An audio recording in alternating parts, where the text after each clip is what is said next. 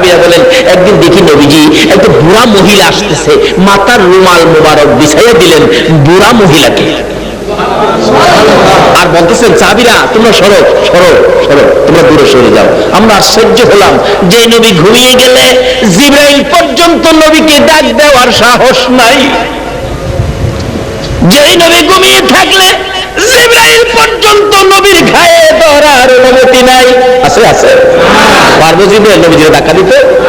যেই নবী চাদর গায়ে দিয়ে ঘুমাইলে আমার আল্লাহ ডাকতেন মহব্বতের ডাক, ইয়া আইয়ুহাল মুদাসসির, ও চাদরওয়ালা বন্ধু। আল্লাহু আকবার বলো। নবীজি কম্বল গায়ে দিয়া ঘুমাইলে আমার আল্লাহ মহব্বতের ডাক ডাকতেন, ইয়া আইয়ুহাল মুজাম্মিল, ও কম্বলওয়ালা বন্ধু। যেই নবী ঘুমাইলে আমার আল্লাহ এইভাবে ডাকতেন, যেই নবী ঘুমাইলে জিবরাইল গায়ে ধরার সাহস নাই, ধাক্কা দেওয়ার সাহস নাই। আমার নবী মাহারা বাবা হারায় তিন নবী হালিমার জন্য দুধ মায়ের জন্য মাথার রুমাল বিছাইছে, কিন্তু বুড়া মহিলাটা একটু দ্বিধা করলেন না, নবীজির রুমাল মোবারকে গিয়া বালির মধ্যে বসে গেছে। সাহাবীরা আশ্চর্য, হায় হায়, এটা মনে কোনো জান্নাতি মহিলা হবে, জান্নাতি মহিলা ছাড়া এত বড় সাহস হয় নাই। নবীজির কাছে বসে আলাপ করতেছেন, মা ছেলে আলাপ করতে করতে আলাপ শেষ, মহিলা চলে গেলেন, নবীজি রুমাল মাথায় রাখলেন। সাহাবীরা দৌড়ায় গেলেন, ইয়া রাসূলুল্লাহ আমরা জানতে চাই এই মহিলাটা কোন জান্নাত থেকে আসছিল, এত বড় সাহস, আপনি নবীর রুমালে বসছে। আমার নবী চোখের পানি ছেড়ে দিলেন, সাহাবীরা রে কোন জান্নাতি মহিলা নয় রে, ইনি হলেন আমার দুধ মা হযরত হালিমা। নবীজি কি শিক্ষা দিলেন, নবীজি কি দেখাইলেন?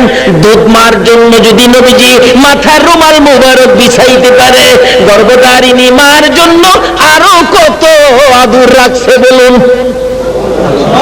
আর আমরা একবার যদি মা চিল্লানি দেয়, বাবা ফালু বাজারে যাইবি, আমার ফান আনিস, এই ঘরের বাইরে থেকে জবাব দেয় ফান ফান, খালি ফান ফান, ফান কিনতে কিনতে আমার জীবন শেষ, এটা মহিলা যাই যারা গেল। এই চরিত্রের বাঙালি আসেনি বাংলাদেশ? এক বেচারা শাশুড়ি আইসি পরে মার ফান কিনে না, বাজার থেকে রৌ মাছ এত বড়, সবচেয়ে বড় রৌ মাছ। এটা কিতাবি ঘটনা না, বাস্তব ঘটনা, মুরব্বীদের কাছ থেকে শুনছি। রৌ মাছ নিয়ে বাড়ি গেছে, ছেলের বউ রৌ মাছ বড় দেখা, নিজের মা আসছে তো মাছ কাটতেছে আর বলতেছে এত বড় মাছ তো জীবনে আনো না, কই তোমার মা যে আইছে এর লাগি বড় মাছ টানছি। ছেলের মা কইতাছে বউ গো, বৌমা এই রৌ মাছের মাথাটা কিন্তু আমারে দিবি। এটা ছেলে বড় মাছ রৌ মাছ আনলে, মা এই রৌ মাছের মাথা খাওয়ার দাবি আসেনি? এই মার পেটে থাইকা মারে আমরা কষ্ট দেই নাই? এইরকম রাত্রে বাবাও ঘুমাইছে, সারা দেশের মানুষ ঘুমাইছে, আমরা তো মারে ঘুমাইতে দেই নাই, লাথি মারছি, মা উঠে বসে গেছে, আবার লাথি মারছি, মা উঠে দাঁড়ায় গেছে, আবার লাথি মারছি, মা জিব্বা কামড়ায় সহ্য করে। কোন কোন মা ফজরের আজান পড়ে গেছে, বিছানায় পিঠ লাগাইতে পারে না। তোমার আমার মা পেটে নিয়ে তোমার আমার মতো সন্তানকে কত রাত্র যে মা না ঘুমায়া কাটাচ্ছে। যে এমন মা রৌ মাছের মাথা ছেলে আনছে, খাওয়ার দাবি আসেনি, কিন্তু বিবি সাপ এটা মানতে পারতেছে না, নিজের মারে প্রিয়া স্বামীর মারে দিব। ভোগ কইছিলাম যে মন রাখিস, কিন্তু এমন টাইমে ছেলে আইছে, কি ব্যাপার মা কি কয়, কিন্তু বিবি সাপ কথাটারে পাল্টাই লাইছে। এরকম পাল্টাই না মহিলা আছে না? সব না, সব হইলে দেশ চলতো না। ভালো মানুষ এখনো আছে, কিন্তু বেজালো, এটা বেজাইলা, কথাটা পাল্টাই লাইছে। মা কইছে রৌ মাছের মাথা খাইতো, হ্যাঁ স্বামীর কাছে কইছে তোমার মা তো কইতাছে যেই কথা এটা বলা যাইতো না, ইজ্জত বাঁচতো না, মান সম্মান তুলে বলে যাইব। ছেলে কই এমন কথা মা কইল, কি কইছে? তোমার মা বলতেছে এই বয়সে তোমার মারে বিবাহ দিতা। নাউজুবিল্লাহ। আচ্ছা মা কি এই কথা কইছে? এই যুবক, তোমার ঘরে তোমার সংসারেও তোমার মা বাবার বিরুদ্ধে এমন একটা বেশ কম কথা তোমাকেও বলতে পারে, কিন্তু মা বাবাকে না জিগায়া অ্যাকশনে যাও না। এই মা বাবার প্রতিদান কিভাবে দিবা? একজন সাহাবী হজ করে বুড়া মাকে পিঠের মধ্যে লইয়া মিনা, মুজদালিফা, সাফা, মারওয়া, খানে কাবা, তওয়াফ, আরাফা পর্যন্ত সব ঘুরে নবীজির সামনে গেছে। ইয়া রাসূলুল্লাহ, এই যে পিঠে দেখতেছেন আমার মা, যে মার পেটে ছিলাম, যে মা আমাকে প্রসব করতে যায় কত কষ্ট করছে, সেই মা। নবী গো, এইভাবে মারে পিঠে লইয়া সমস্ত হজের কামগুলি শেষ করেছি। নবী গো, আমার মায়ের হক কি আদায় হয়েছে? রাসূল বলেন, সাহাবী, এইটুকুন কষ্ট করে তোমার মায়ের হক আদায় হয়েছে কিনা জানতে চাইছো? তাহলে শোনো, আমি নবী বলতেছি, এইটুকুন কষ্ট করার পরে তোমার মায়ের এক ফোঁটা দুধের হক এখনো আদায় হয় নাই। এই মারে কষ্ট দিয়া বেহেশতে যাইতেন, রোজা রাখিয়া যায়েন।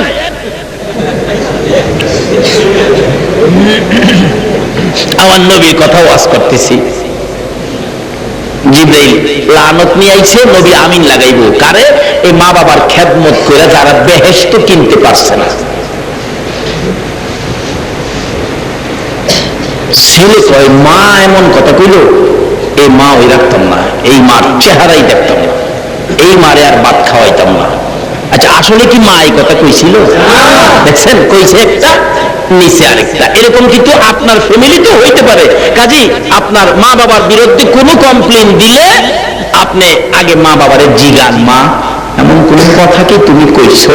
দেখবেন সত্য বাহির হয়ে যাবে। মা বাবার বিরুদ্ধে কমপ্লেন দিলেই আপনি অ্যাকশনে যাবেন না। এটা বাড়িতে নিয়ে ওয়াজটা। ছেলে কই, কি করবো, এই মারে আর দেখতে ইচ্ছা করে না। বিবি পরামর্শ দিলেন, টেনশন করলে তোমার প্রেশার হইব, টেনশন করো না। শোনো কি পরামর্শ, শোনো, রাত্রে যখন ঘুমাইব এরে খাতাটা বইয়া নদীর হেই পার ফালাইয়া দিব, জঙ্গলার মধ্যে শিয়ালে খাই লাইব, বেজাল শেষ। ছেলে কর, ঠিক পেয়েছ, এমন মারে এটাই করা দরকার। রাত্রে দুই বিয়াই, ছেলের মা মেয়ের মা একসাথে বৈশা কথাবার্তা বলতেছে। কথা বলতে বলতে মেয়ের মা ছেলের মার যে বিছনাটা ছিল এইটার মধ্যে শুইয়া ঘুমায় গেছে।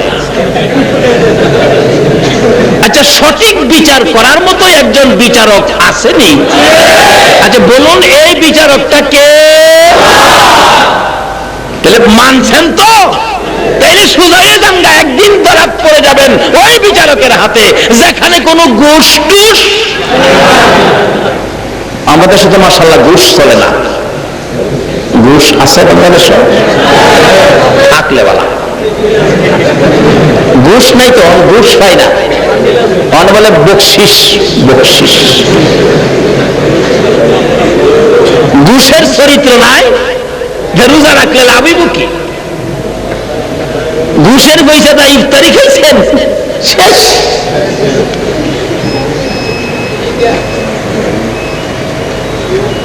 ঘুষ কয় না, বকশিস কয়। সুদ খায়, সুদ কয় না, ইন্টারেস্ট। আচ্ছা, আল্লাহ ইন্টারেস্ট কি এর কয় আর সুদ কি এর কয়? আল্লাহ বুঝে না? যাও কবর বুঝাইব।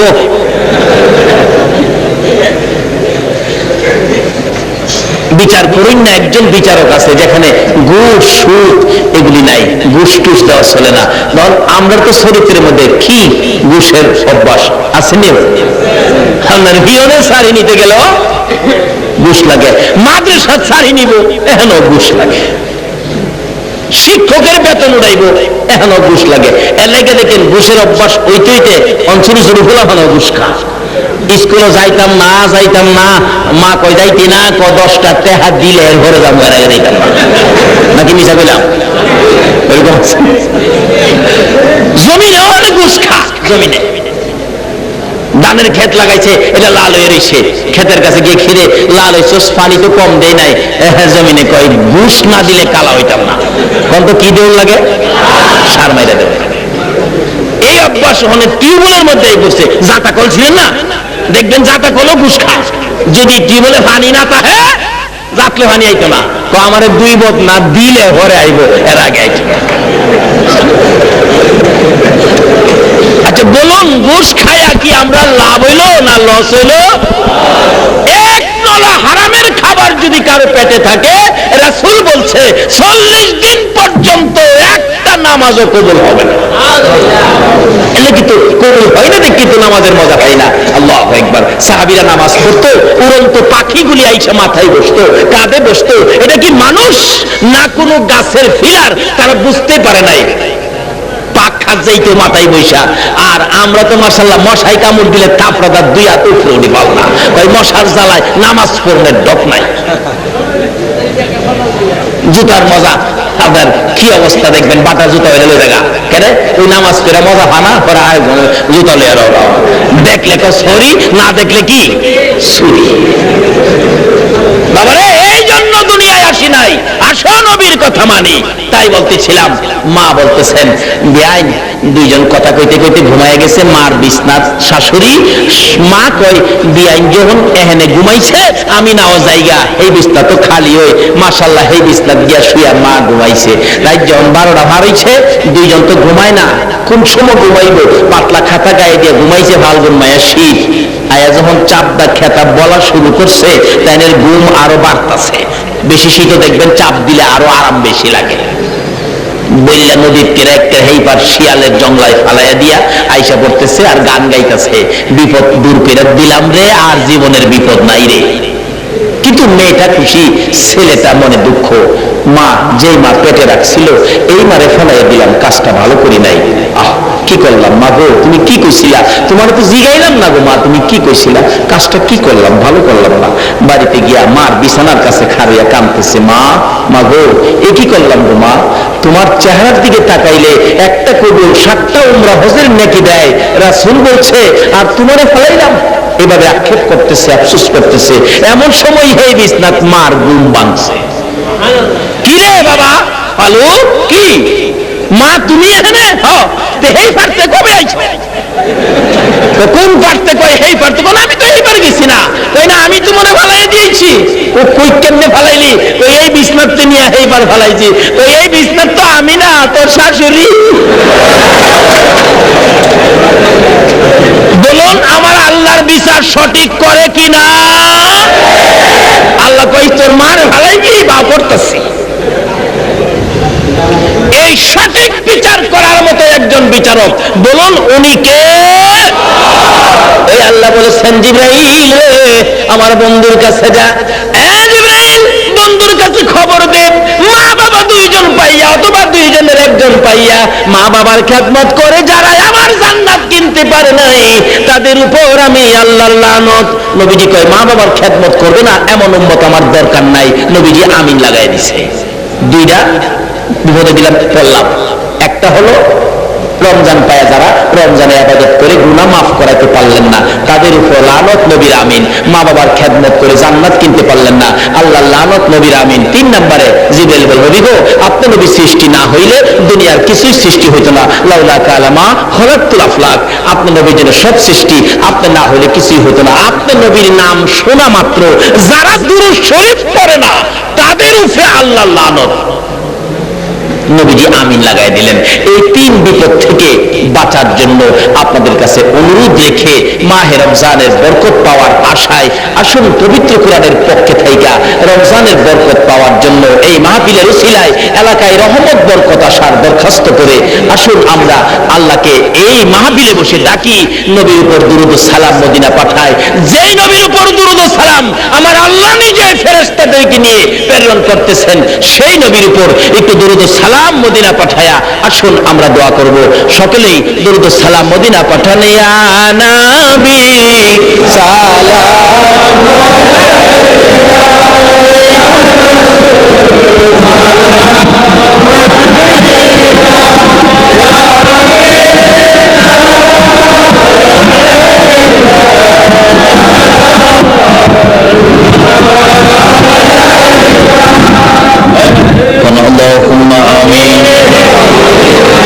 ربنا ظلمنا أنفسنا وإن لم تغفر لنا وترحمنا لنكونن من الخاسرين رب ارحمهما كما ربياني صغيرا إن تعذبهم فإنهم عبادك ওয়া ইন তাগফির লাহুম ফাইন্নাকা আনতাল আজিজুল হাকীম।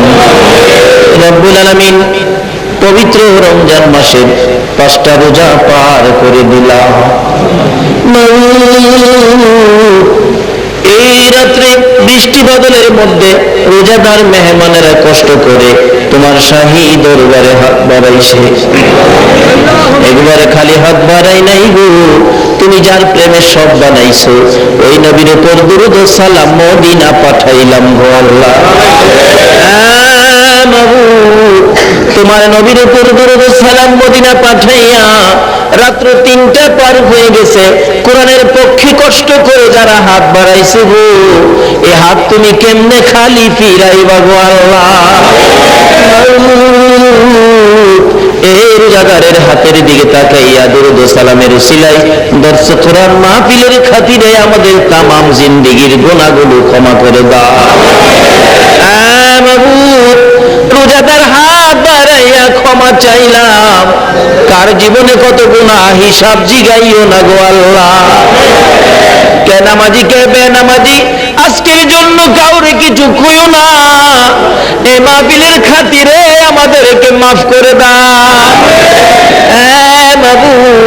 তুমি দেখো না বৃষ্টির ফোঁটাগুলো টপ টপ করে পড়ছে, তারপরেও তোমার বান্দারা 2টা হাত তোমার দিকে বাড়াইয়া রাখছে। যেমনি করে বৃষ্টির ফোঁটা পড়ছে গো, এমনি করে রহমতের ফোঁটা দিয়ে দাও গো আল্লাহ। আল্লাহ তোমার বান্দারা গুনাহ নিয়ে হাত বাড়াইছে, তুমি যদি মাফ না করো আমরা কই যাব গো আল্লাহ। আল্লাহ রমজানে যদি মাফ না করাইতে পারি আমরা বিপদে পড়ে যাব। যে নবীর উসিলায় এত কিছু করতে পারো, তুমি কি এই নবীর উম্মতের মাফ দিতে পারো না? আল্লাহ ফিরাইও না, ঘুরাইও না, আমাদের সবাইকে তুমি মাফ করে দাও। আল্লাহ জীবনের গুনাহ মাফের আশার দরখাস্তের পর আর একটা দরখাস্ত করি, তুমি কিন্তু রাগ হইও না। আমি জানি না রে এই মাহফিলে কার জানি মা নাই রে, মা নাই, কার জানি বাবা নাই, বাবা নাই। ছোটকালে কতদিন বাবার কোলে পচরা পায়খানা করেছি গো আল্লাহ, জীবনে কতদিন মা দরদি মেতরিনী হইয়া আমাদের পচরা পায়খানা পরিষ্কার করছে গো আল্লাহ। রমজানের মাস রে, কত সন্তানেরা কাপড় কিনতে যাইয়া দোকানের সামনে মা মা কইয়া কাঁদবে রে, কত সন্তানেরা বাবা বাবা কইয়া কাঁদবে। মাবুদ গো, ওই মায়ের অভাবী যারা হাত বাড়াইছে রে আল্লাহ, মায়ের ব্যথা বুকে লইয়া যারা কান্দে 2টা হাত বাড়াইছে, এ হাত তুমি কেমনে খালি ফিরাইবা গো আল্লাহ। কত মায়ের অভাবী দেখেছি ঈদের ছুটিতে বাড়িতে আসে, স্টেশনে নাইমা রিকশায় উঠে, বাস স্ট্যান্ড নাইমা রিকশায় উঠে 2টা চোখের পানি জর্জর করে ছাড়তে থাকে। রিকশাওয়ালা জিগায়, ভাই সাহেব কাঁদেন কেন, কি দুঃখ কি ব্যাপার? জবাব দেন, রিকশাওয়ালা রে ঈদের ছুটিতে বাড়িতে আসলাম, কান্দি রে কারে লইয়া ঈদ করবো। রিকশাওয়ালা আমার মা নাই রে, বাবা নাই। ঈদের দিন গোসল করে কত সন্তানেরা পায়জামা পাঞ্জাবি করে পরে মায়ের বিছানার কাছে দাঁড়াইয়া কান্দে। তোমরা দেখা যাও গো, জনমের লাগিয়া এই বিছানা খালি করে মা গেল চলিয়া, তোমরা দেখা যাও গো। পায়খানা করিতাম যেদিন বিছানাতে শুইয়া, পরিষ্কার করতো মায়ে, পরিষ্কার করতো মায়ে মেতরিনী হইয়া, তোমরা দেখা যাও রে। হ্যাঁ মাবুদ, ওই মায়ের অভাবী কে জানি হাত বাড়াইছে রে, বাবার অভাবী কে জানি হাত বাড়াইছে। যেই মায়ের বাবার খেদমত না করলে তোমার লানত তোমার নবী নামি নাইসা যাবে। ওই বিপদ থেকে বাঁচাইয়া ওই সকল মা বাবার পক্ষ থেকে ক্ষমা চাই, তাদের কবরগুলো জান্নাতের বাগান বানাইয়া দাও। বহুত মা বাবা যারা দুনিয়াতে আছে হায়াত বাড়াইয়া দাও। মা বাবা কেমন জিনিস বুঝার তৌফিক ছেলে মেয়েদেরকে দান করে দাও। ইয়া আল্লাহ, খাস করে এই মাহফিলের আয়োজন যারা করেছে, সাহায্য সহযোগিতা যারা করেছে, বুদ্ধি পরামর্শ দিয়েছে, তাদের বংশধর্মই মুরব্বী যারা কবরে, সবাইকে তুমি মাফ করে দাও। হ্যাঁ মাবুদ, দর্শ কুরআন এই মাহফিল কমিটির সকল ভাইদেরকে তোমার কুদরতি হাতে আমানত করে গেলাম। আল্লাহ তুমি তাদেরকে হেফাজতে রাখো গো আল্লাহ। এই কোরআনের মাহফিলে যারা যোগ দিয়েছে সকলকে তুমি কাল কিয়ামতে নবীর গুদারায় উঠাইয়া পুলসিরাতের ফুল পার করে দিও গো আল্লাহ। এই মাহফিলের উসিলায় বৃষ্টির মধ্যে কষ্ট করেছে সকলকে তোমার নবীজির স্বপ্নের দিদার দেখাইয়া দিও গো আল্লাহ।